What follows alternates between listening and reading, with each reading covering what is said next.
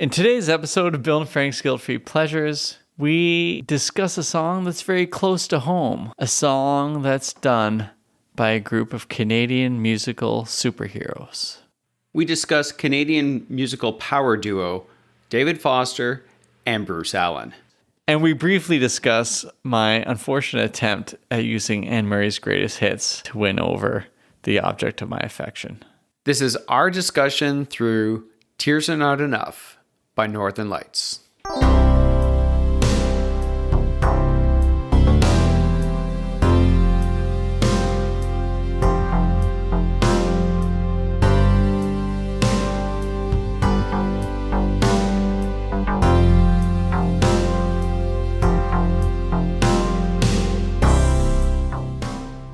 Frank, I want to welcome you back to the Winchester, and you were actually gone for the past 2 weeks because you were running, as you told me earlier, your 14th marathon. You're not going to admit this to our listeners because you like to appear humble to people.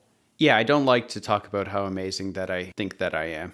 Right, but you completed a marathon in South Africa, which means you've now done a marathon on every continent in the world. Yeah, that's correct, yeah. So in honor of the song we're doing today, I'm going to pass you a piece of paper that I meant to put outside the door, but I didn't get here before you. Yeah, well, I live here. That would be one problem.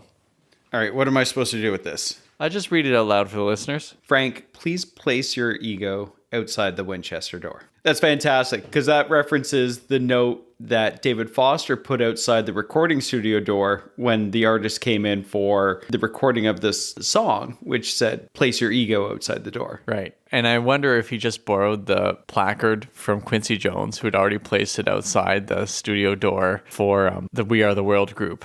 So there you go, Frank. So in honor of today's episode, which is on Tears Are Not Enough by the Northern Lights.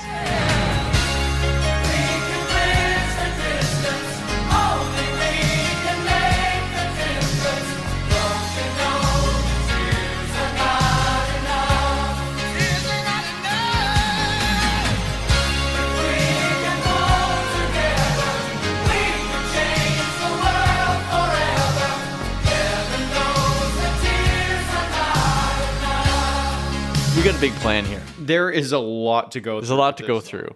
We Are the World, of course, is the reason why this song comes about.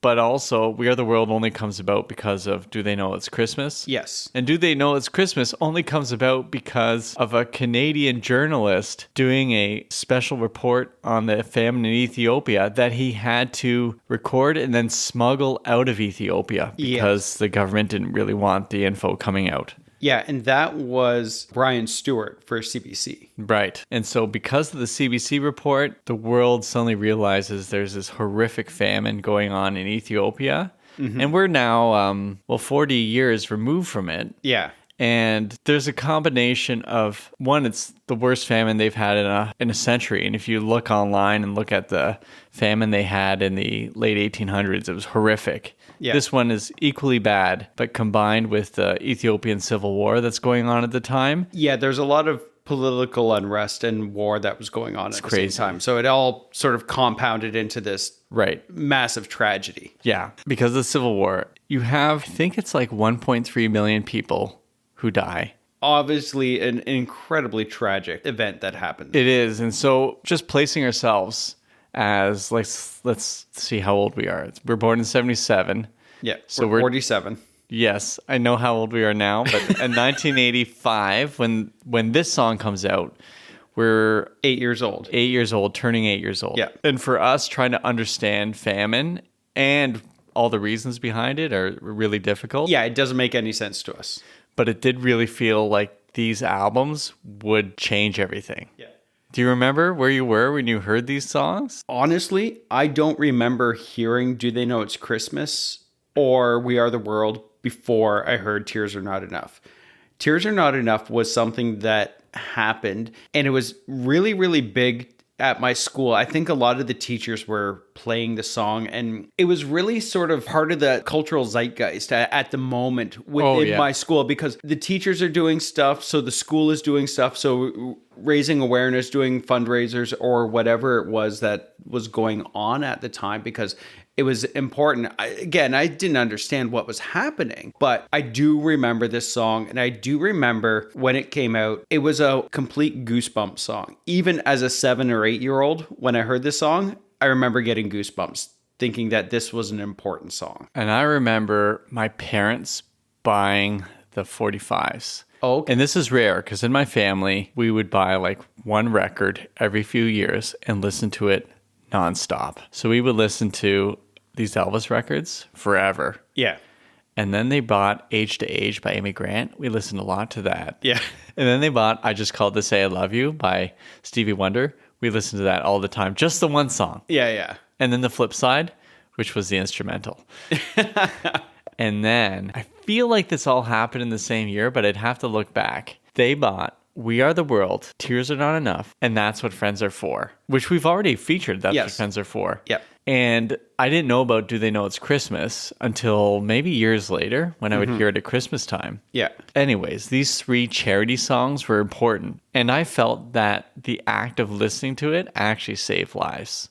Yeah. I didn't really understand economy that well. But I was all set for streaming where every time you listen, someone gets a penny. Yeah, exactly, right? Well, I think there was, radio play, right? You get paid for radio play. You definitely did. So. Okay, Frank, I'm going to shift things a little bit here. Okay. We know that your Grinch heart couldn't really come to grips with how great Do They Know It's Christmas is as a song. I can get behind the money and the awareness that it rose, but the song itself, and I think it kind of boils down to that one sort of cringy Bono lyric. Oh, yeah. That just sort of sets off the rest of the song as like, oh, like... Ugh. That's how you feel. And me and the hordes of other people that love this song feel differently. Okay, but I also think that Tears Are Not Enough is a better song. I agree as well. It's tough to know if it's true because, you and I would agree that Brian Orser's long skate at the World Championships. We're back on this, I know, eh? But the 1988 long program where Orser doesn't have a chance of winning the gold. He still did amazing things. That's my Tears Are Not Enough. We Are the World. Great song, though, too. Yeah. Okay. So we haven't got to We Are the World yet, possibly in the future. Yeah, I think we kind of have to at this point. We've bantered enough. It's time to get down to brass tacks. We got a phone call coming in from Quincy Jones. Frank, tell me who's picking up the receiver. Foz. It's tough to even take that seriously. I know. David Foster. Yeah, that's what he calls himself, Foz. Yeah. Or is that what Quincy Jones calls him? I like to think, knowing what I know about David Foster, that he'd make his own nickname up for himself. That sounds about right. So Foz takes a call from Quincy Jones. He says, I need you to record a song and get it all done for this We Are the World album that they want to put out. Yeah. And I think the timeline is about 2 weeks for turnaround. That includes writing the song and getting it all done, which is crazy. Which is bonkers, yeah. And if I remember correctly, he said, I need Canada to do this too, was what Quincy Jones was saying. Yeah. Yeah. And I love the sort of grand sentiment of it all. And, it is interesting because they have massive egos, but I know there's a lot of criticism of these songs and what they did or didn't do. Yeah. But I feel it's a noble cause, and just them putting their efforts out there is worthy of praise. Yeah, exactly. I love this stuff. I love all 3 of these songs. Yeah. I love everything about these charity singles. And I think it's important to say that we put these artists up on pedestals. And if you watch the documentary on the making of this song, you can see how there's a lot of fandemonium going on when the artists show up at the recording studio. But it's important to say that these artists are just people as well. They're just personalities. They're not infallible or anything like that. I'll say this, Frank, your point stands. The people there do not have a degree in history. They do not understand the conflict. They don't know there's a civil war going on. Neither did I. Yeah. There's Our so much excuses, though, that we were 7. Yeah, we at least could get away with that. Yeah. But there's so much that we know now that we didn't know then, and everyone is trying their best. Yes. Just showing up is trying their best. Absolutely. So, way to go, Canada. Yeah, good job. 2 weeks, you turned this around. They did. And so it is very funny because David Foster talks about coming up with the melody. And we have a documentary we watched. It was the Tears Are Not Enough documentary. Yeah. I think one of the Mulrooney's hosted it or spoke over it at the very beginning. Oh, really? Yeah. Okay. Anyways, It wasn't Ben Mulrooney. No, it wasn't. It was Ben's mom, Yeah. but I can't remember her first name. But either way, Brian Mulroney was our Prime Minister. at the time, yeah. Okay, so we have this documentary that we can't get out of our heads because it covers everything. And it gave so much information and so much insight into the making of this song. But there's so much of it early on that seems incredibly staged. Totally, because even though it seems like David Foster's coming up with it as he's driving in the car, we know that he actually had this while he was doing the St. Elmo's Fire soundtrack. Yeah. And Joel Schumacher didn't like the Tears Are Not Enough melody. Yeah. Apparently it was supposed to be for Rob Lowe, but Joel Schumacher apparently changed his mind about it, said he did like it, and then David Foster's like, sorry, it's already being used. Yeah, according to the Wikipedia page, Schumacher, in Foster's words, was really pissed that it showed up in a charity single. Right? That makes Joel Schumacher the worst person ever. Yeah, oh, exactly, right? And I don't think that's necessarily the case. I mean, he really did butcher the Batman franchise, but... He did do the Lost Let's move Boys. on from that. Okay. Yes, All right. exactly, yeah. Right, we're going to stay on track though, aren't we? Are we? Oh, no, we're No. not. So David Foster has this melody already, but he needs to turn things around. He got the call while he's in BC, and he's producing the Payolas album. Yes, that's right. And I'm wondering which album it is they did, but the Payolas, we've talked about actually doing an episode on Eyes of a Stranger. Yeah. With Nate at some point. Yeah. And he talked to the guys in the Payolas about doing this charity single, and they said, we got a song for you. It's called Tears Are Not Enough. And they played it for him, and he listens, and he said, that's a nice song title. So the song hasn't seen the light of day, but he totally dismissed whatever was in the song. But he said, that's a nice song title. That was enough to give Paul Hyde and Bob Rock writing credits on this song. Yeah. That's it. They gave Tears Are Not Enough. So he goes and meets Jim Vallance in the studio, just happens to run into him and says, hey. And of course, Jim Vallance is Bryan Adams' main songwriter. Yeah. And he says to Jim Vallance, don't you have a home studio? And he says, yeah. We need to get working. He said, I need to do this in a short amount of time. Yeah. And so together they end up writing the... They wrote the lyrics in like a day or 2 days or something like that, right? Yeah. David Foster and Jim Vallance come up with the chorus. And it says, we can close the distance, only we can make the difference. Don't you know that tears are not enough? So that's the original set of lyrics. Enter Canada's possibly greatest export for rock and roll, Bryan Adams. Bryan Adams shows up and says, hey, what are you guys working on? And he goes, let me take some pictures. That's right. He goes and sees Jim Vallance and he says, why not bridge the distance? And as soon as he said that, they were off and running. Bryan Adams stays up all night with Jim Vallance. And the two of them write not only the lyrics, a demo.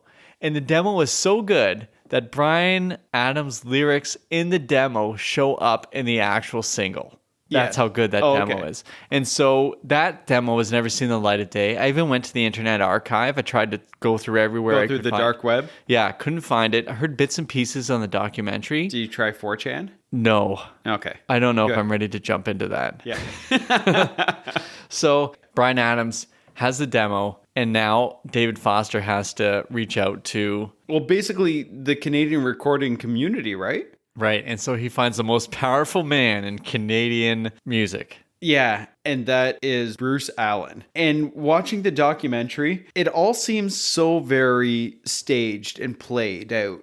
It's very much just on the edge of being an SCTV sketch. Yeah, oh, exactly. That's what it is. Now, Bruce Allen is very endearing in the documentary because he's clearly fighting for the cause, but he's yelling at people on the phone, which is also very funny because somebody was asking for a limo and he just tells them off and he asks, how's that going to look? Yeah, you come to this charity single in a limo, it's like, take a cab, it's $30. Yeah, because he says, I'm not paying for it. It's very entertaining. It's, incredibly entertaining. Within a moment, you could see him gathering the people. And the whole key to getting everyone involved is to have the one sort of linchpin. You got Bryan Adams, right? Yes. Gordon Lightfoot's on early, and then it just starts falling into place. But Neil Young and Joni Mitchell are the big ones too. And I feel after that, everyone's jumping in. Yeah. And this is mid 80s because this song came out in 85. So you have artists like Loverboy, Platinum Blonde, Corey Hart, who are big at the time. And you watch the documentary. And again, we're going to talk about this documentary quite a bit, I think. But the amount of fandemonium that's going on is crazy. The 15 people who showed up in the cold.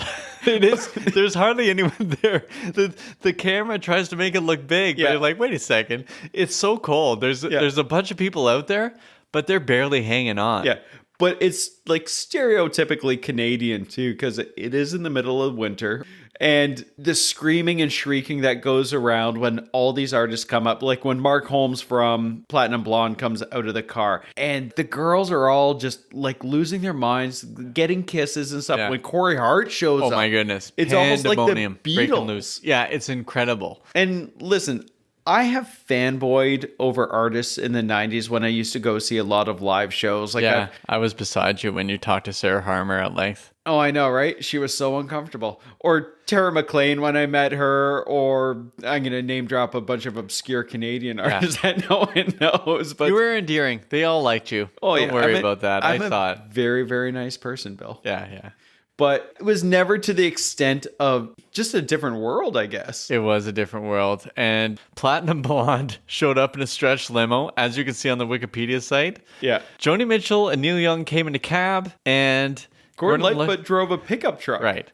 And so that's all you need to know is the people driving in stretch limos are clueless. And the Platinum Blonde, Mark Holmes? Mark Holmes. Yeah. I just want to call him the Platinum Blonde because his hair is so perfect there. I know, right? It was amazing. He kind of dressed up looking like he was going to show up for Do They Know It's Christmas, but it's Tears Are Not Enough.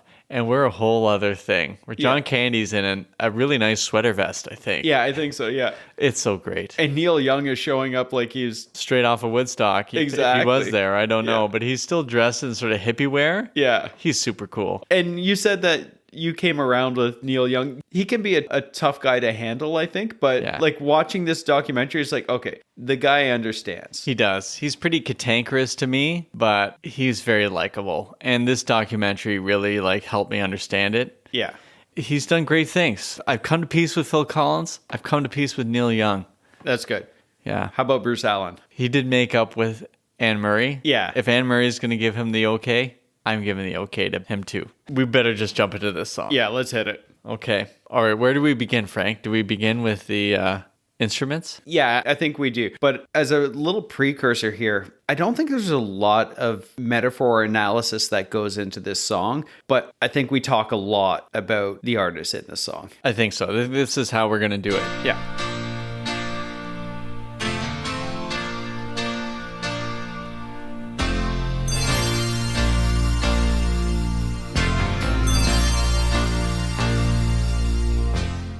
So you got those opening keys and synths and all those sorts of things. Yes. And part of that is David Foster in the studio is like, do we have a French horn player? I need a French horn player. And he just plays one note. He's like, all right, I'm good to go. What do you want me to play? It's like, just one note. And he loads it into the synth. Yes. I got stuff to say about this, Frank. All right. So Jim Valance has this fantastic website where he walks through every song he's been a part of. Oh, okay. He wrote this giant thing on Tears Are Not Enough, and he focused on this French horn player. And so the French horn player is Stephen Denroche. Or Stephen Denroche. Yeah. He's part of the Vancouver Symphony, comes in with a French horn.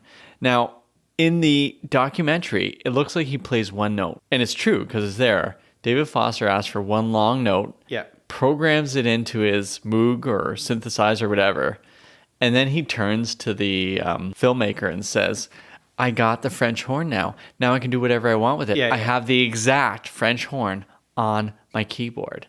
And we know now, being 40 years removed, like, no, that's not an exact French horn. That's a machine horn. Yeah. And we know the difference. We can bridge the difference, right? I was waiting for that. There it is. So the guy did do the work.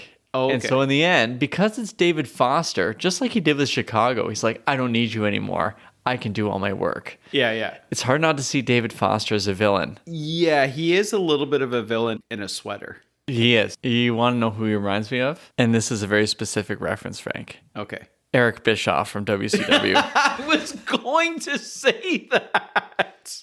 He is a villain. I can't help it. There's the David Foster we know now. Yeah. And it's tough because the ego never got checked at the door. No. His never did. No, 100%. He's done great work. Yes. Listen, St. Elmo's Fire The sax in that Yeah. is going to bring world peace if people can listen to it.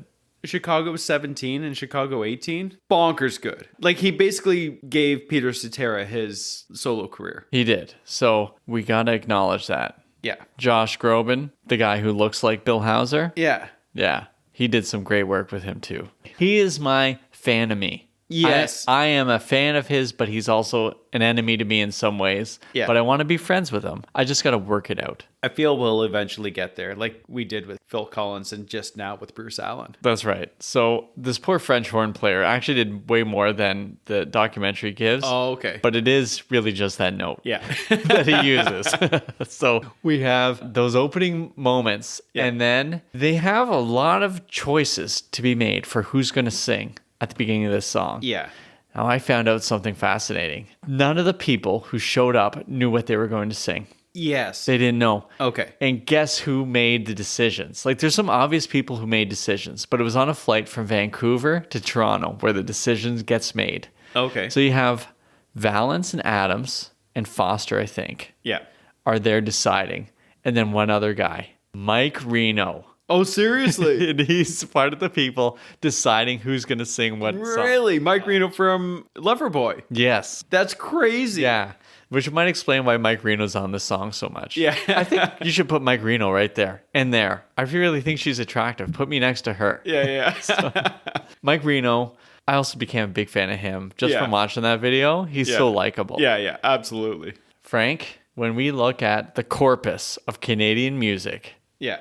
who's going to lead the way? And I think they made the right choice. Well, it starts off with Gordon Lightfoot, that opening line. Yeah. Gordon Lightfoot and Burton Cummings. Yeah, and that is huge. And if you take a look at the first, 6 lines of the song are all 1970s Canadian stars. Yeah, it's all the elder statespeople of Canadian music at that point. It's the foundation of Canadian rock and pop music at that time. And then like transitioning over to the more current artists. Exactly. And the interesting part is I think they don't know that their time is kind of up, right? And this is tricky, but it's a transition is going on and they don't know it. Well, Neil had a bit of a resurgence in the late 80s, early 90s. Early 90s, yeah. Oh, yeah, no question. No question, Frank. And so we got Gordon Lightfoot. It's also very funny that he had one line. Yeah. And he didn't remember the lyrics. I know, right? The first thing he does in the documentary is he messes up his opening line. Yeah. But let's just go through that here. Actually, should we just go through the verse? Let's go through the verse, yeah. Okay, because this is Bryan Adams and Jim Valance writing this. Through the night. Yeah. Which also explains why it's not going to be quite as intricate or deep as other songs written over the period of months. Yeah. Right? This is quick, desperate move. Yeah. As every day goes by, how can we close our eyes until we open up our hearts? We can learn to share and show how much we care right from the moment that we start. Seems like overnight, we see the world in a different light. Somehow our innocence is lost. How can we look away? 'Cause every single day we got to help at any cost. This is so weird, reading this without imitating the singers. The singers, 100%. And I had to not sing like they did or read like they did. But if we were to look at that without thinking of the little snippets, you have this question about how can you close your eyes? You have close versus open. Yeah. How can you close your eyes until you open up your heart? As every day goes by, how can we close our eyes until we open up our hearts? And then this is really interesting. We can learn to share, right? And that's a bit more soft Canadian socialism that we're accused of. Yes. Seems like overnight we see the world in a different light. Brian Stewart's CBC broadcast. Somehow our innocence is lost. We can learn to share and show how much we care. Right from the moment that we start. Seems like overnight we see the world in a different light. Somehow our innocence is lost. I always like this in pop music or in literature in general. about innocence lost. You don't lose your innocence. You just get a sense of the world that you were shielded from. Yeah. And it's not to say that the realities of the world are just totally brutal. It's that there's more out there. You don't lose something. Yeah. So much. You're just exposed to something else. That's right. And Yeah. if you're not exposed to it, then you might be the most horrible person ever. Right? Like, can I say it that way? We have to lose our innocence or Yeah. people will starve to death. Yes. Possibly because of things we've done on a world scale that we can't even understand. We got to help at any cost. I do like that sentiment too. We got to do whatever. Whatever it takes. Can we look away? 'Cause every single day we've got to help at any cost. So this is the big thing in the song is that we have to learn to share. We got to put ourselves out there and do whatever it takes. It doesn't say what it is, but we have to do it. Yeah. Should we go through the singers of each Yeah, of I these think we lines got to here? do this. Yeah. I think this is really important, right? Yeah. So, yeah, the opening line was, as every day goes by, how can we close our eyes, by Gordon Lightfoot. As every day goes by, how can we close our eyes? Tone was so perfect. Yes. That it really did intimidate Foster and the others around him in a sense that they're like, holy cow, this guy is so good. Oh, yeah, that classic Gordon Lightfoot sound, Oh, right? my That goodness. lyric. And then we have the most earnest singing by the goofiest guy at the whole entire recording. And John Candy's at this recording. Yeah. too. And Eugene Levy.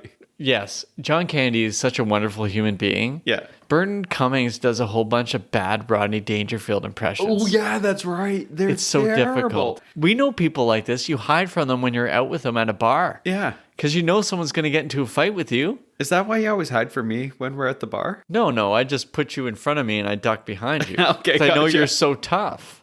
Oh, yeah, incredibly tough. It's not a flex I like to make, Bill. I'm Canadian. But I must admit, you have had my back when people tried to pick on me because I was a tall, thin guy at a bar. Yeah. Easy to fight. You're ready to drop your gloves. Well, I'm not ready to drop my gloves, but I am ready to get punched in the face. You are, and that's what makes you a good person. Even though you know you're going to go down like Apollo Creed against Dolph Lundgren. All right, so we got Until We Open Up Our Hearts. It's so earnest. Until we open up our hearts. Until we open up our hearts. And then in comes my favorite. I know it's one of my all-time favorites. Yeah. Oh, Frank, I got to tell you a story. Oh my goodness, this is going to be such a long episode. Can I tell you the story about... We're the third line in. We're the third line in. But there was a moment in my life where I really liked this girl. And for some reason, I had it in my head that I would impress her. And I thought it would be funny to play the greatest hits of Anne Murray while I was driving with her. Oh, yeah? And she said, "What are you listening to?" I'm like, "Anne Murray." And she's like, "Are you kidding me?" Like, and then I got like angry, offended. Well, it's really good. It's her greatest hits. She's like a Canadian icon. Yeah. Okay. Anyways, let's go to this line here, Frank. We can learn to share and show how much we care. Anne Murray, she nailed it in the first take. Oh, yeah, and there's this whole thing through the documentary where David Foster kept making her redo takes, and I think she did like 5 takes, and then in her polite Canadian way, she's like, maybe re-listen to that first one, because I think the first one was probably still the best one. And David Foster goes back, he's like, yeah, you're right. Yeah. I don't know what I was doing here. Yeah, Like totally. 100%, you got it. We can learn to share and show how much we care. She's so good. Yeah. When she's interviewed during the documentary, she's incredible. Yeah. She's very gracious. so gracious, and she's so successful. This is the crazy part. Anne Murray in the 70s. Yes. Oh, yeah. Insane. Bonkers. And we will be revisiting it. Oh, 100% we will. It's coming up soon. We need to revisit that story of you driving with Anne Murray's greatest hits. Oh, it's coming with back. this girl that you liked. Oh, it was so bad. I guess it worked out. Oh, yeah. Yeah, but man, lots to learn. Next up, we have a singer who's basically drawing in the air with her hands as she sings. Yeah. Joni Mitchell is a polarizing character to me. It's tough. Like her opinions, her hatred of Bob Dylan. Yeah. Also, I mean, first, let's just talk about her line right from the moment that we start. The recording of it is interesting because her original line in the documentary has a jazzier feel. Oh, okay. And it's really good. Yeah. Like it's better than what ends up here. And so this song is David Foster-fied, which means 100%. there's yes. no space for breathing, for interpretation. Yeah. It's just generic Foster, which I love. Yes. But I have to recognize the genius of Joni Mitchell. And I've come to grips with this too, because Ashley will kill me if I say anything against her. Well, she won't listen to this episode, I so know. it's fine. It's a paradox almost, right? This is me being a good husband. I've listened to her stuff and she is amazing. Yeah. And when she's out there, she does a thing and Foster's like, sounds kind of flat there, which becomes a Neil Young thing, right? Yeah. Where she's like, yeah, that's how I sing. Yeah, yeah. But she sings really well and he can't handle it being too far outside of the David pop Foster sort of like borders. Exactly. So she does her thing right from the moment that we start. Right from the moment that we start. And then we get Paul Anka's replacement. Yes. Because Paul Anka was supposed to sing this line, but he, I think, got laryngitis. He might have shown up to sing, but we didn't hear him. Yeah, he didn't get a solo thing because his voice probably couldn't handle it, right? But we get a man who knows that honesty can be too much. Yes. And this is something in the verse, you listen to the piano part, it sounds so much like Dan Hill's Sometimes When We Touch. Yeah. I love his voice. Oh, it's so good. And obviously he's here right now. Seems like overnight we see the world in a different light. Seems like overnight we see the world in a different light. Oh, what a line and what a voice. And then he gets followed up by possibly the most important Canadian there, Yeah. I guess. I mean, Neil Young is Uncle Neil has a very, very sacred spot in Canadian Right. pop music. somehow our innocence is lost. Yeah. 13, 15, 18 takes. I'm not Yeah. sure how much Yeah. it took to get there. Somehow our innocence is lost.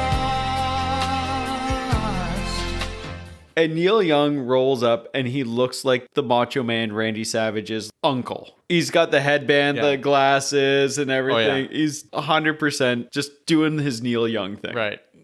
And then we get Bryan Adams. Yeah, we transition into the more contemporary artists of the time. Exactly. Now we have the 80s powerhouse. How can we look away? Because every single day. Can we look away? 'Cause every single day. And you can't miss that voice, right? No. And in the video of it, he's doing the double fist, like he's grabbing at the air with both fists and pulling down. Oh my goodness. Yeah. And then we have Liberty Silver and Mike Reno from Loverboy. Yeah. And Liberty Silver, I didn't know much about, but she has a song called Lost Somewhere in Your Love. Okay. And it is pretty incredible. Okay. And I'll I have to was listen going to back that. to look at the stuff she's done. Like, okay, she's the real deal. Yeah. And then we've got to help at any cost. When the two of them sing it together, it is pretty special. It's powerful, yeah. We got to help at any cost. We did it, Frank. Verse 1. We got through verse 1. It only took us 30 minutes. That's insane. I'm sorry, Frank. Are you? No. No. And then we get the chorus that's sung by only these singers, the 9 singers. Yeah. And here we go. We can bridge the distance. Only we can make the difference. Don't you know? Don't you know? Yeah. Like North Dakota. Oh, yeah. like Fargo. Yeah, totally. I hear this in Tim Hortons all the time. Yeah. That tears are not enough. If we can pull together, we could change the world forever. Heaven knows that tears are not enough. We can bridge the distance. Only we can make the difference. Don't you know the tears are not enough? If we can pull together, we can change the world forever. Heaven knows the tears are not enough. I like the idea that heaven's like, hey, listen, tears are not enough. Get to work, guys. Yeah, exactly. Yeah. Like faith and works here. Yeah, hey, Canada, get down to business. Yeah. Brass tacks. That's right. Also, brass tacks. What does that even mean? I just know from the pro wrestling is that they body slam you on them in those hardcore matches. Okay, yeah, I'm pretty sure it's not about that, though. No, getting down to the brass tacks means you put up pictures on the corkboard. I guess so. All right, here we go, Frank. Verse 2. We got this. Yeah. And now we're getting into country territory. Yes. Right? Oh, I'm supposed to read the full thing, aren't I? Yeah, let's try it. Let's read the chorus, and then we'll go through the artists. Too. Good thing I got grade 7 French immersion on my belt for this. I know. You getting ready? Yeah. It's up to me and you to make the dream come true. It's time to take our message everywhere. C'est l'amour qui nous rassemble, d'ici à l'autre bout du monde. Let's show them Canada still cares. You know that we'll be there. I can't read that. I can't read that when it needs to be sung. It needs to be sung. Okay. It's up to me and you to make the dream come true. Now we got Carol Baker. Carol Baker is a 1970s country star. Yeah. One drinks, one too many is one of the songs. Okay. And several drinks are too much or something like that. Had to do with a song about some guy who's in Alcoholics Anonymous. Yeah. It's very country. Yeah. And then we have Ronnie Hawkins. The Hawk. And he is like a Canadian treasure, but also an international treasure. Yeah. As far as the people go there, Ronnie Hawkins is the grandfather. Yes. Neil Young would go see him in concert and get kicked out of the gigs. Seriously? Yeah. Because he dressed up too much like a hippie. Oh, seriously? Yeah. That's awesome. He knew Joni Mitchell when she was starting to play coffee houses. Yeah, that's And so right. Yeah. They all looked to Ronnie Hawkins. Yeah. He was the man. Yeah. And then you have Murray McLaughlin, who's kind of a more modern country singer. At the time, yeah. And he is fantastic. Yes. He's got a bunch of songs I was just working through yesterday that are so moving. His voice is so good. It's really good, Yeah. And then, okay, are we ready for this, Frank? I don't know if I am. Time to take our message everywhere. You know, Corey Hart. He's so great. And the great thing I love about Corey Hart is he didn't show up in a stretch limo. I like to think he just walked across Toronto. I think so too, yeah. Shows up and the crowd goes wild. But I also love that he was wearing sunglasses. He was. And he's not an egoist. Like No. I mean, he's an interesting character. And he's pretty young at this point still, right? He's so young. Like he's early 20s. Yeah.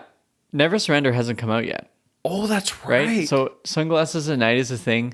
So Boy in the Box is still waiting. Yeah. In the box. Yeah. But he is pretty generous and humble about the whole experience. Yeah. I love Corey Hart. I love what he brought to the table when this was recorded. Yes. He's so great. And apparently David Foster had a demo tape from him and ignored it.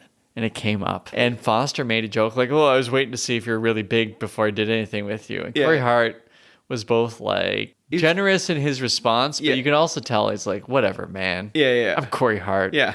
I wear my sunglasses at night. Yeah.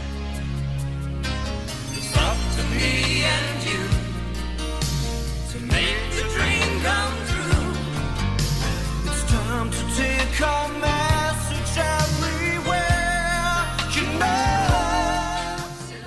And now we have the French contingent. Yeah. And I want to say that this was a bit of a brilliant move. Having Corey Hart, who's from Montreal. And he speaks fluently Yeah. French. I think that's his primary language with his family. Yeah, I think he's Francophone, yeah. We've covered this. So Corey Hart sings, and then the Quebec Francophone singers sing their lines. I know you and I sat here together while I sang the French version to you, and it was horrific. It was because awful. I just made up sounds. Yeah. they were like sounds that I felt were true, and they weren't really the song. So originally I was planning on interviewing a Francophone friend of mine. Yeah. To explain the importance of this. And so I have actually some recording here, Frank. Oh, okay. C'est l'amour qui nous rassemble d'ici à l'autre bout du monde. Okay, welcome to the podcast, Mel. Thanks for having me, longtime listener. Yes, and you have true pedigree as a guilt-free pleasure fan because I know you are a fan of Bon Jovi, April Wine. Am I right on these counts? 100%. My first question for you is, what are these lyrics to the song? Frank heard me try to read it, and it was horrible. I'm glad you weren't there for it. Right, because I was in a French school when this song came out, and it was this proud moment as a Franco-Ontarian that there was 2 lines in this amazing song that I could sing and was proud of that. So the lyrics are C'est l'amour qui nous rassemble d'ici à l'autre bout du monde. Well, that sounds way better than me already. Okay, so what does that mean? The direct translation is actually pretty accurate. Sometimes when we translate things, it kind of gets lost, but it's pretty true to the translation. So the first line, C'est l'amour qui nous rassemble, means love brings us all together. And d'ici à l'autre bout du monde, meaning from here to the other side of the world. So geographically, when we're saying world, we know that this was for Ethiopia. So maybe lost a bit of the mark on the world. It could have been maybe more geographically specific. But Right. as a geographer, I maybe took offense to that translation. You actually did some deep dives into the singers here, and you got some backstories on each of them. Robert Charles Lebois is one of them, and he had a lot of albums. They were very poppy, kind of. I remember we could listen to them at school and stuff, and he was probably the most successful out of all of them. And he's actually on a stamp. I did a deep dive. He's No his way. own stamp. Yes. So that's a pretty big deal. And he had big fame in France.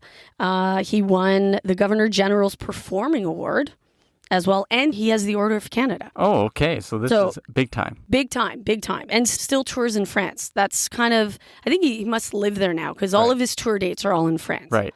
So yeah. Rock voisine move. Yes, absolutely. Okay. Yeah. And then I was interested in the female artist.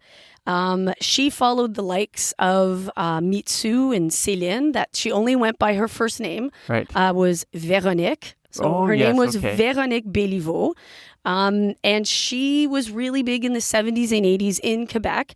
And in the mid-80s, she had an English album trying to break through into that English musical world in Canada and wasn't very successful, however, successful enough to be invited to sing on this song, but also she sang one of the opening songs for Expo 86. Oh my goodness. Yeah. That was in Montreal. That was in Montreal. And then from there, she did a lot of Radio Canada. She kind of went Oh, the right. radio route until Okay. she retired.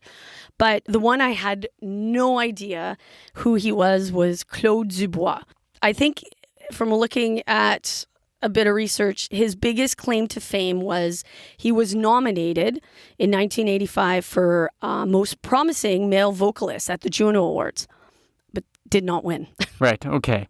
So there's all these artists that we see in this song who were either at big heights or there's big expectations for them. Not all of them kind of made it through because it's a tough biz, as we Right. both know. Yeah, absolutely. So I think maybe they kind of picked 3 Quebecois artists thinking, yeah, these are going to be the next big 3. And I'd say one of them kind of did it. Although I was impressed that Claude Dubois is 77 and still is touring in Quebec. And there's actually, if anyone is in Quebec City, there are still tickets for his concert this Sunday at the Salle Albert Rousseau. So if you happen to be in Quebec City, there are some tickets still available. We'll be expecting that check in the mail, Claude. Yeah, absolutely. Next up is a big moment here because this wasn't in the original sessions. Let's show them Canada still cares. Yes. Bruce Cockburn. Bruce Cockburn, yeah. So Bernie Finkelman, who's Bruce Cockburn's longtime manager, one of the kindest people in Canadian music, he manages Bruce Cockburn. And he said, Bruce Cockburn should be on this, but he's in Germany right now. Yeah. Can you send someone to Germany? Because they couldn't record in Germany and send it over. Someone had to fly over. That Yeah. someone is Jim Valance. Oh, They okay. fly him over to Germany. It takes him 44 hours to get to Germany because of the way... Oh, that's bonkers. Because he's flying Air Canada, Frank. Yeah. They covered it, but they gave him the worst possible flights. So Jim Valance has to fly over to record with Bruce Cockburn. This gets better. He gets there. Bruce Cockburn said, "Oh, I'm not even sure I want to do this." Oh my goodness, seriously? Yeah. Oh, yeah. So backtracking, Bruce Allen. I bet you Bruce Valance was thinking if I had a rocket launcher right Jim now. Valance, yeah. Jim Valance would want to kill him. Yeah. So Bruce Allen says, on this interview on Good Rockin' Tonight. Do you remember Good Rockin' Tonight on CBC? Yes. Yep. So he's interviewed by Terry David Mulligan. He's Yes. with Foster. And Terry David Mulligan, I watched it must have been that interview because Terry David Mulligan was like the premier music journalist in Canada. In their interview, Bruce Allen's like, we have to have Bruce Cockburn because of all Canadians. He cares most about the human plight. Yeah. Which is true. Yes. But on top of that, you have a problem because Bruce Cockburn actually knows what's going on and is horrified by governmental agencies' behavior. Yeah. Right? He's been to Guatemala and El Salvador and you name the Central American countries that are horrible things are happening. Yeah. And so you have The Clash coming out with an album called Sandinista! Without knowing really what that's about. Yeah. Cockburn's hanging with Sandinistas. Right? This is a whole other thing. So Cockburn knows exactly what's going on. And I can guess he's uneasy about people coming together to make a single song to try to heal something. Yeah. Where he's actually doing groundwork. He's visiting with international groups, doing the work. But he gets convinced by Jim Vallance, who says, listen, we're all involved. We're doing our best, blah, blah, blah. Jim Vallance, meanwhile, in his head, it's like, I just want to grab him by the throat.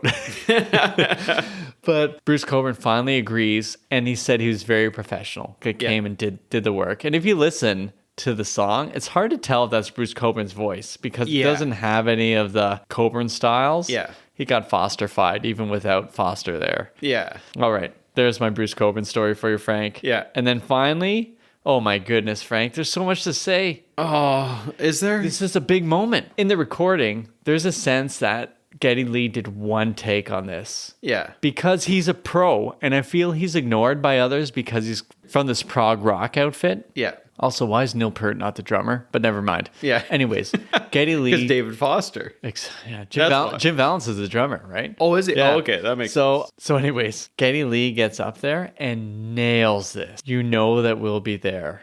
And it is a high point in the song. Let's show them Canada still care. Oh, you know that we will be there. All right, Frank, there we go. Verse 2. We did it.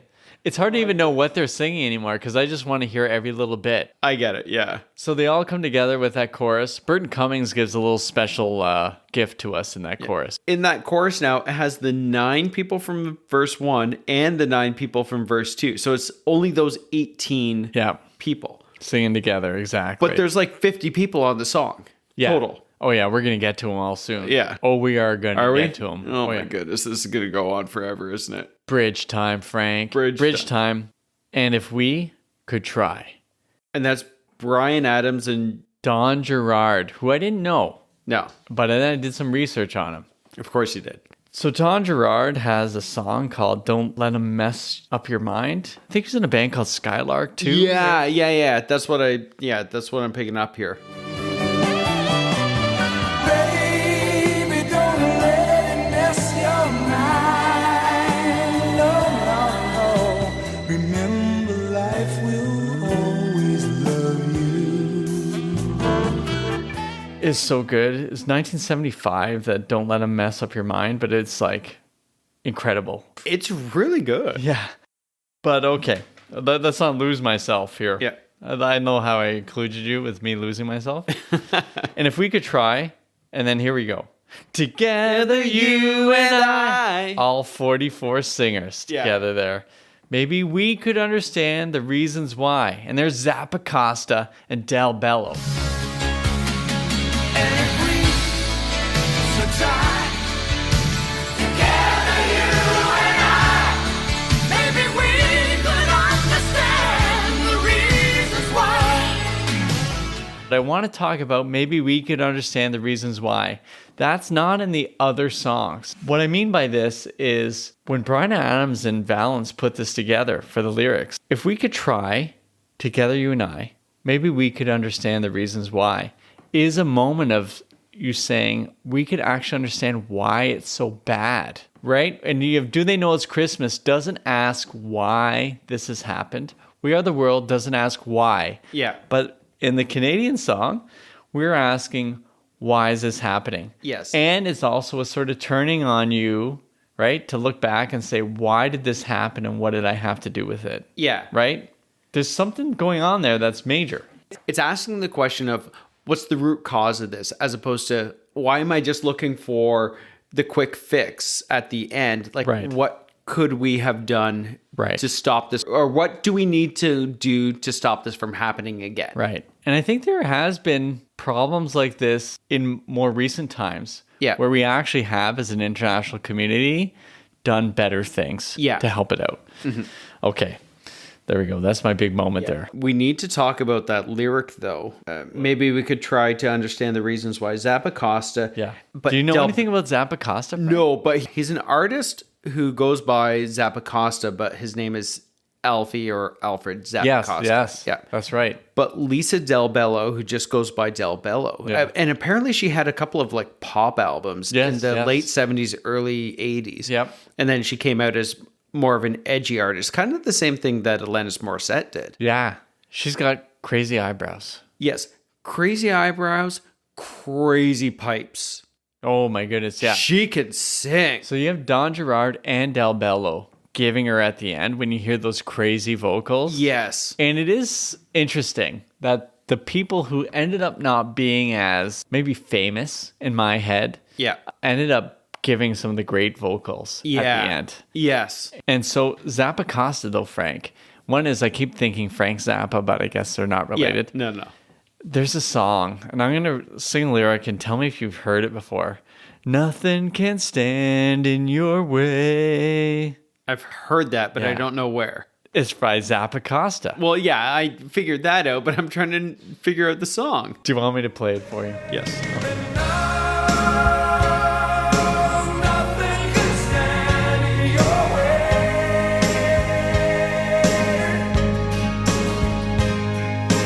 Now, nothing can stand in your way.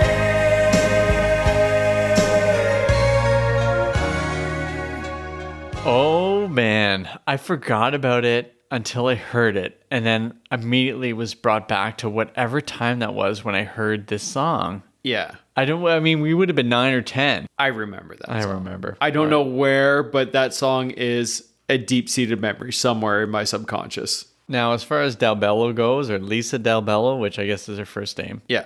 she sang a song called Gonna Get Close to You, Uh-huh. which Queensryche also sang. Oh, really? Yeah, so there's this connection. Okay. Yeah. You don't like Queensryche, do you? Well, I got to try just a little bit harder. It's hard not to quote just 80s music to try to. Yeah. I'm open to trying. Oh, okay. Gotcha. We got to get through this bridge here, Frank. Yeah. And if we could try together, you and I, maybe we could understand the reasons why. If we take a stand. A stand. Now that's Rough Trade, Carol Yeah. Pope. Yeah. And of course, Rough Trade had the song That High School Confidential. Yeah. Yeah. And then the payolas. Paul Hyde is in there, who's, Yeah. we already talked payolas. Every Woman, Child, and Man. And now we have Salome Bay, Platinum Blondes, Mark Holmes, and the Parachute Club's Lorraine Segato. I forgot that the Parachute Club was Canadian. Rise up, rise up. That's right. I love that song so much. It's so good. That's a future episode. Yeah, Salome Bay is coming out of New Jersey, but she's like the first lady of the blues for Canada, apparently. Yeah. Beautiful voice, settled in Toronto. Yeah. And then we finally end the song. We're all over the place, but we're getting there. We can make it work. For God's sake, lend a hand. And Mike Reno just gives her Yeah. on this lyric. And if you watch the doc, he gives her in every version that he sings it. Yeah. Oh, yeah. Because there's about like 7 or 8 takes that they show of him singing this line. And he self-pumps up. Oh, Right? yeah. He goes back and gets himself going, and then he does this weird thing where he grabs the earphones and holds them upside down. Yeah. And then does it, and he nails it. Maybe we could understand the reasons why.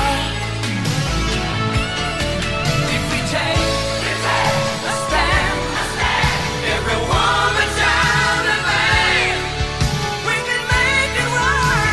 For God's sake, lend a hand. So this is the big bridge that just leads us back to the chorus. Yeah. All right. Did we talk about the meaning of the bridge? I mean, I guess we can understand the reasons why, but take a stand, everybody. We can make it work.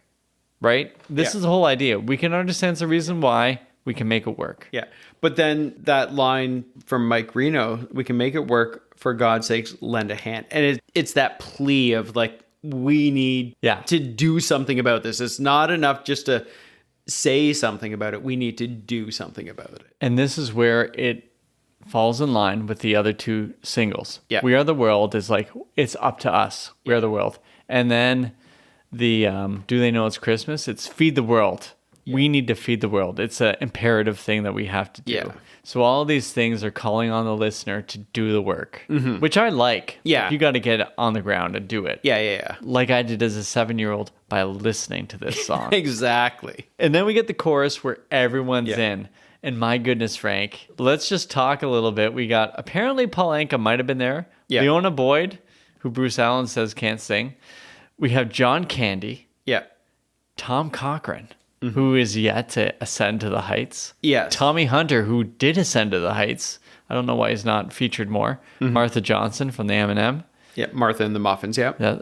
Eugene Levy, who ends up ascending to the heights much later in his career. We already loved him by then, too. Oh, yeah. And these are the SCTV guys, right? Like John Candy, Eugene Levy, Catherine O'Hara, we're going to bring that up, but she's on this song as well. Pop pianist Frank Mills. Yeah. Music box dancer, which I will be talking about in the future. You also skipped over Dean McTaggart from The Arrows. Oh, okay. Sorry about that, Dean. Kim Mitchell. That's a big one. Yeah. Oscar Peterson. Yeah. They didn't even get him to play piano. No, I know, You got right? Foster to play his lame-o synth, and you have the most important pianist in Canadian history by far. Yeah. Also, like Frank Mills is there, who's a pop pianist as well. You have so many others. Yeah. Bruce Murray. Paul Schaefer. Yeah. Jane Siberry, who's really odd. Yeah. Yes. Graham Shaw. Sylvia Tyson from Ian and Sylvia. Yeah. And then we have... Andy Kim. Yeah, Baron Longfellow. That's right. Yeah. They called him Baron Longfellow then, which is horrific. That's right. Just call him Andy Kim. He's saying Sugar, Sugar. He wrote it. Yeah. Oh... Richard Manuel from the band. Mark Jordan, Aldo Nova. Mark Jordan's a big deal. Yeah. Oh my goodness. Aldo Nova? Yeah. Aldo Nova, Robin Duke, Catherine McKenna, and Sharon Lee Williams. These are the people that were part of the chorus. Man. We can't talk about all these people. No. It's incredible. There's too much to talk about. It's too much. Bonkers. It's incredible. It's incredible.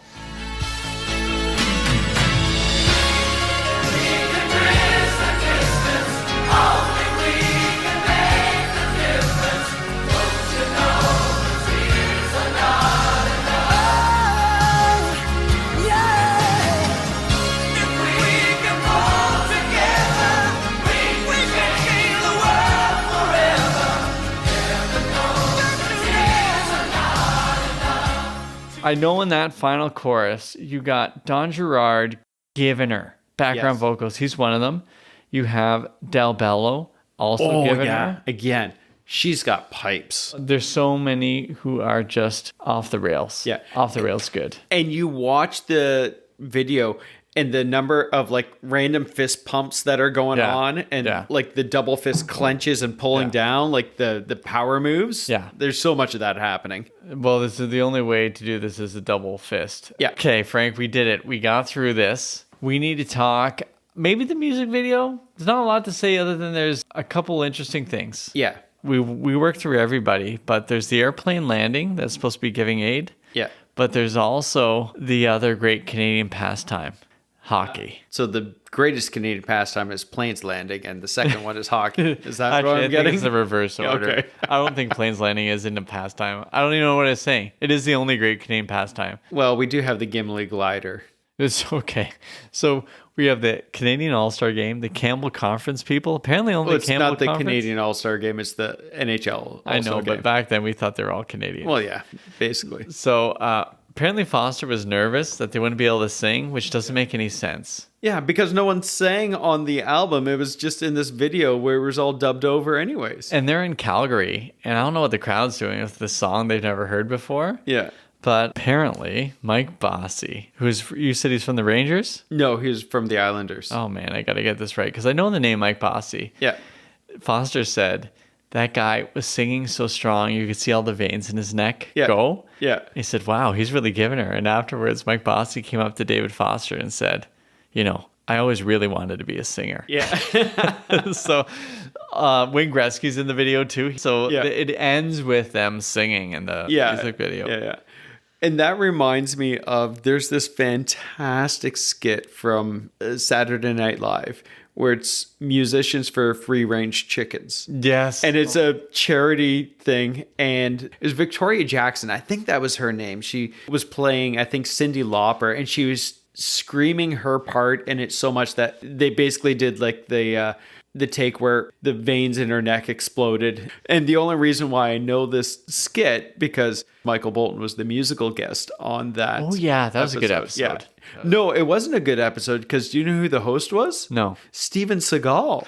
Oh, another great singer though. But Michael Bolton was the greatest musical guest of that season. That's true. Okay, so we got the All-Star Game. This song was played at Live Aid 1985 by Bryan Adams. Yes, And that's right. Yeah. There's been this mystery online that I believe I got to solve. Okay. You couldn't find it anywhere. I'm like, why isn't Bryan Adams' Tears Are Not Enough online? Why isn't his performance online? Because if you go on Spotify, Tears Are Not Enough is not available. Yeah. We might be one of the only vessels for hearing the song or hearing someone talk about it. No one's talking about it either. It's very odd. Yeah. So We Are the World's on streaming, not Tears Are Not Enough. Bryan Adams' live performance from Live Aid, not there. Yeah. So I went to Internet Archive, which Yeah. has been really helpful for me. Yeah. Found the entire concert. Went through the concert. Found Bryan Adams. Did you go to work in the last 2 weeks? I don't know what I've been doing, Frank, but I found it. I found Bryan Adams singing. He talks about being the only Canadian there or being the Canadian contingent. Yeah. He starts singing Tears Are Not Enough. And then it cuts out. Oh, really? A technician accidentally knocked out one of the plugs. And that's why you don't hear it anywhere. Oh, really? Yeah. So it's not available because it's being squashed. It's not available because someone kicked a chord while the performance is going on. Oh, that's crazy. Yeah. So we don't have it. All right, Frank, you ready for some categories? Yeah. Who has the best hair? Platinum blonde guy or anybody else? Platinum blonde guy. That's not even a end category. game. I know, it's not a category. All right, show-stopping moment. Geddy Lee versus Mike Reno. Oh, Mike Reno. Okay. I think Geddy Lee does a really good job, but Mike Reno, he sets himself up for, especially because it's that last line. That's a showstopper. It is. Now, what if Geddy Lee was given the showstopper?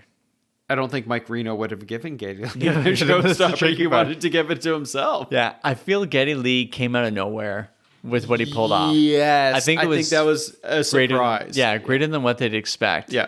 Next one. Who's missing from this? On the Wikipedia page, there is a number of prominent Canadian artists who are missing and the reasons why they were missing. All right, give them to me, Frank. Okay. Buffy St. Marie was missing. Apparently she was asked to do it, but she just didn't show up. That's no good. No. Leonard Cohen wasn't on it because he was in Copenhagen and couldn't get back for it. But at the same time, they made concessions for Bruce Cockburn. So why wouldn't they do the same thing for Leonard Cohen? That's a good question. I mean, one is Bruce Cockburn might have a tough voice, but Leonard Cohen's voice is even tougher to pull off. Yeah. And the secondly is Bruce Cockburn is known for his charity work. Yeah. And Leonard Cohen is known for wooing the ladies. That's true. Yes. Yeah. Rick Emmett from the band Triumph, they were in Texas, so he couldn't get to Toronto in time for the recording. Randy Bachman apparently was never even asked, but that makes sense because Burton Cummins was such a big part of the performance in the recording. And then Stompin' Tom Connors was on a self-imposed retirement. So it was a move to protest the lack of support that Canadian artists were given by the Canadian federal government. So he wasn't unable to attend, basically on principle. Right. So he kind of trapped himself there. Yeah. Well, I wouldn't say he trapped himself. I think he was, standing up for his beliefs. Okay. All right. Way to go. Stop it, Tom. There was some artists I was thinking of that were missing, but the reason they're missing is because they started to get big in 85. Oh, okay. But it's hard to realize that they weren't quite there yet. Yeah. One of them is Katie Lang, Oh, yeah. right? But she hits it big more in 85 than 84. Gowan, just about to hit. Yes. He hasn't quite hit yet. Okay. Glass Tiger, Alan Frew. That's right. Not quite there. Frozen Ghost. I was thinking of Frozen Ghost, but they didn't hit till a little bit later. Yeah. And also the song, the Sheriff song, they've Yeah. already broken up. Yeah. Celine Dion, we've already talked about. That's the only... But yeah, those are big artists that, could have been on that song, but they weren't established at the time. So that makes sense. Okay, next up, Frank. Mixtape time. All right. You have told me that you are very impressed with your own mixtape. I'm so proud of myself. Very humble. Yeah. Yeah, I didn't check my ego at the door. Yeah. It's right here. My mixtape is all charity songs. Oh, okay. We'll start with Drive by the Cars, What charity is that? Band-Aid Trust Oh, okay. Yeah, So- that's a nice one. for Band-Aids. Yep. God Only Knows by Brian Wilson and various artists. So that's obviously the Beach Boys song, but it was re-recorded with a slew of artists in, I don't even remember, but What era is this? this is in like the 80s or 90s, I think. How bad is the production on this one? It's for a BBC charity. Okay. It's for children in need. Okay. All right, I'll accept it. All right. Last Christmas by Wham, which is for famine relief as Right. well. Also the Band-Aid thing, right? Yes. Yep. Yeah. That was an incredible move. Yeah. Children of the Night by Richard Marx. That's is a for great song. Children of the Night Foundation. Oh, okay. What's Going On by Marvin Gaye, which was co-opted for HIV/AIDS Oh, foundations. Okay. Yeah. I mean, it was originally about like Vietnam. Yeah, Yeah. exactly.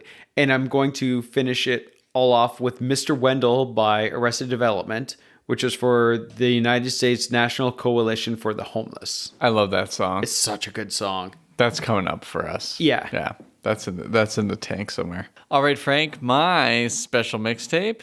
I'm really excited about this. Yeah. Just so you know. This is for Canadians seeking social change. Oh, wow. Okay.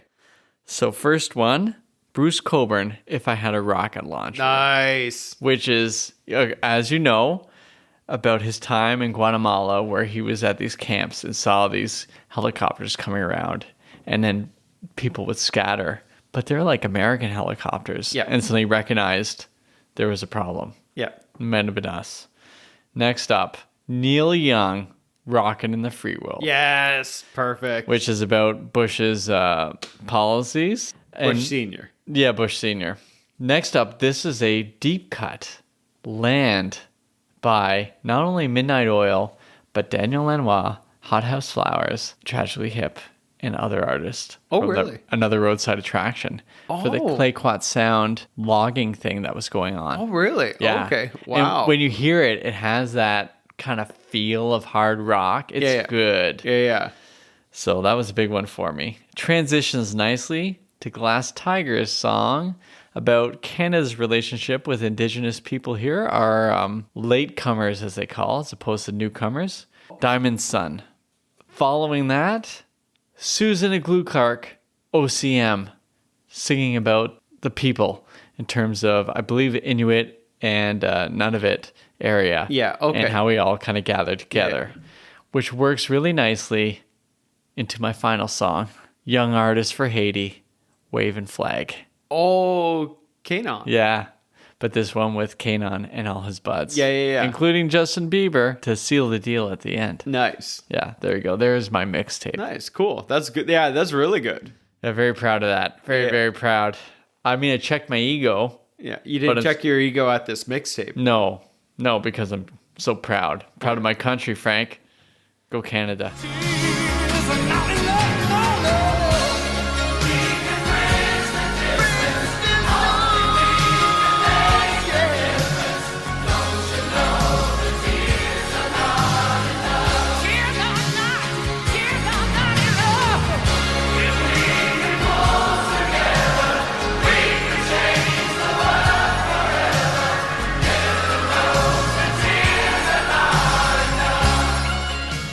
In honor of our episode, I want to kind of David Foster this, Frank. So could you start your kind of closer for me? Well, I guess in closing, we want to thank our Frank, could you stop there? That was a little pitchy. Could you give that to me? Just the exact same, but less pitchy. less pitchy.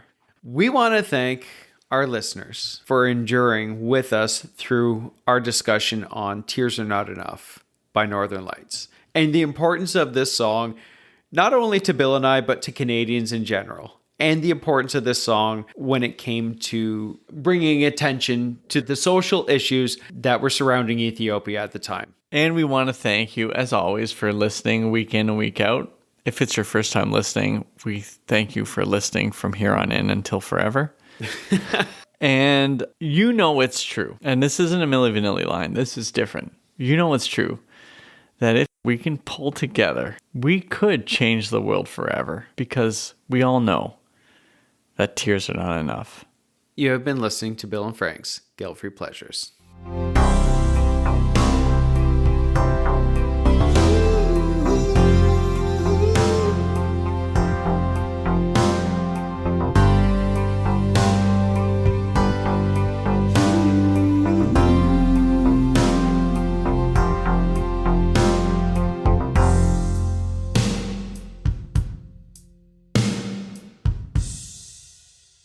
And this is so tough not to do tangents, but Frank, he's recording an album at the time. Yeah. And so they had to convince him to take a day off of recording. Yes, that's right. Oh, and if you watch the documentary, listen, Gordon, you need to do me a solid, take a day off, and this is Bruce Allen talking. Yeah. You need to come down and do the song. It's important. It's better than the Americans. It's better than the British. Yeah. It's a great song. And it's so tough as a Canadian hearing someone say we're better. We might be, but we don't flex that. That's not our We don't. thing. Yeah. There's a song by the Arrogant Worms that came out in the 90s that references Tears Are Not Enough. Oh, okay. And it says, we're not saying we're better. We're just less worse.